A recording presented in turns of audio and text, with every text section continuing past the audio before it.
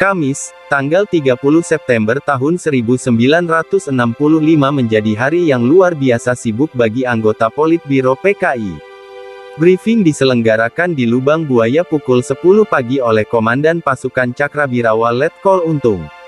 Tampak hadir Kolonel Latif, Sujono, Supeno, Suradi, Sukrisno, Kuncoro, Dul Arif, Syam, Pono, dan lainnya. Untung menjelaskan lagi tentang rencana Dewan Jenderal melakukan kudeta, karena itu para jenderal harus disikat lebih dulu. Gerakan pembersihan itu disebut Operasi Takari. Dilaksanakan pasukan yang mencapai jumlah 1 divisi yang disebut pasukan Ampera. Dia juga menjelaskan lokasi titik sasaran, metode komunikasi di antara unit-unit yang berpartisipasi, koordinasi aktivitas antar pasukan, kode sandi-sandi, logistik, transportasi, suplai senjata dan detail-detail teknis militer lainnya. Viktor Miroslavik dalam bukunya Kudeta tanggal 1 Oktober tahun 1965 sebuah studi tentang konspirasi menceritakan, setelah rapat, orang-orang itu berpencar. Mengontak unit-unit mereka sendiri di berbagai bagian kota, membriefing mereka mengenai perkembangan-perkembangan terakhir. Juga mengawasi persiapan-persiapan setempat, melakukan pengawasan lingkungan di sekitar target-target, mendapatkan senjata dan amunisi, mengamankan transportasi dan peralatan komunikasi, dan melengkapi tugas-tugas lain. Malam hari digelar rapat di rumah Syam Kamaruzaman di Jalan Salemba Tengah membahas aspek strategis dan tindak lanjut politis setelah aksi pembersihan. Ketua PKI, DN Aidit, datang pukul 22 malam itu. Dia sebagai Panglima tertinggi komando keseluruhan operasi yang dilaksanakan oleh PKI untuk menghancurkan para jenderal. Dia ditemani oleh sekretarisnya Kusno dan anggota Biro Khusus Walujo.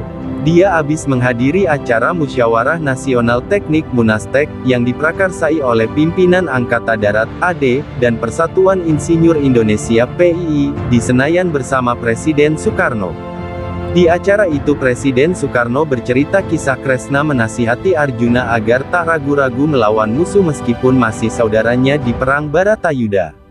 Bagi Aidit, itu sinyal dari Presiden agar operasi pembersihan terhadap para jenderal yang dianggap tak loyal tetap dijalankan. Diimingi jadi Presiden di tempat lain, Menteri Panglima Angkatan Udara Marsikal Omar Dhani juga menggelar rapat di Markas Auri Halim. Omar Dhani jenderal muda berumur 40 tahun, dengan karir militernya sedang bersinar. Dia pendukung Soekarno yang dekat dengan petinggi PKI. Dia mendapat dukungan PKI menjadi presiden kalau terjadi sesuatu pada Soekarno. Janji itu disampaikan DN Aidit bersama Menlu Subandrio pada tanggal 15 Agustus tahun 1965. Aidit dan Subandrio sebenarnya sudah merancang sebuah strategi untuk mengosongkan kursi presiden menjelang G30S dengan meminta Bung Karno berobat ke Cina, di mana pemerintah Cina telah menyiapkan tempat perawatan yang tenang di Danau Angsa dengan tim dokter terbaik dan para perawat yang secantik bidadari seperti yang diinginkan Soekarno. Menurut rencana G30S, saat Presiden Soekarno di luar negeri untuk berobat itu, maka Presiden akan dinyatakan berhenti, lalu diganti Omar Dhani sebagai Presiden dan Aidit sebagai Perdana Menterinya. Namun ternyata, kesehatan Bung Karno membaik sehingga ia menolak apa yang dianjurkan Subandrio dan Aidit itu.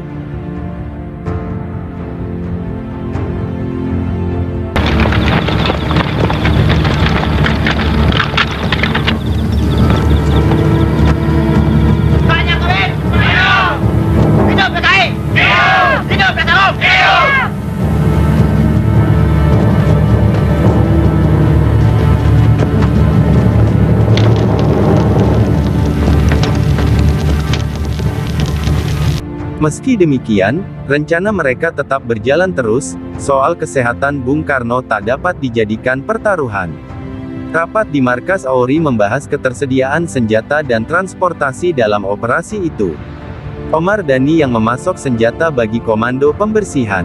Larut malam tanggal 30 September itu, sejumlah pasukan pemberontak diizinkan memasuki gudang senjata Mampang untuk mengeluarkan 3.000 pucuk senapan, senjata-senjata laras pendek dan amunisi. Akhir Agustus tahun 1965, Presiden mengutus dia dalam sebuah misi rahasia ke Peking untuk merundingkan pasokan 100.000 pucuk senjata bagi angkatan kelima yang dijanjikan oleh Chou Enlai kepada Subandrio dalam bulan Januari tahun 1965. Sebagian senjata-senjata itu dibawa dari Cina oleh Omar Dhani dalam pesawat Hercules pada akhir September mendarat di Halim untuk menghindari prosedur pemeriksaan. Kemudian disimpan di Mampang. Pasokan senjata-senjata dari Cina baru tiba di Pelabuhan Priok, akhir September dengan kapal dalam kota-kota yang dinyatakan berisi bahan bangunan untuk Stadion New Emerging Forces. Namun proses pembongkaran terkendala oleh pemeriksaan bea cukai yang tak bisa dikompromi, sehingga makan waktu lama. Sementara operasi akan segera dijalankan, maka pasukan pemberontak dipersenjatai oleh Aori. Di akhir cerita, pilihan politik Omar Dhani itu ternyata salah langkah. Karir militernya hancur ketika orang-orang yang terlibat G30S dibabat Panglima Kostrad Maijen Soeharto. Kemudian Omar Dhani diseret dalam Mahmiluk dan divonis hukuman mati. Tapi nasib berkata lain, dia hanya terpuruk dalam penjara sampai tua. Sekian, terima kasih, jangan lupa like, komen dan subscribe untuk terus mengikuti berita terupdate dari kami.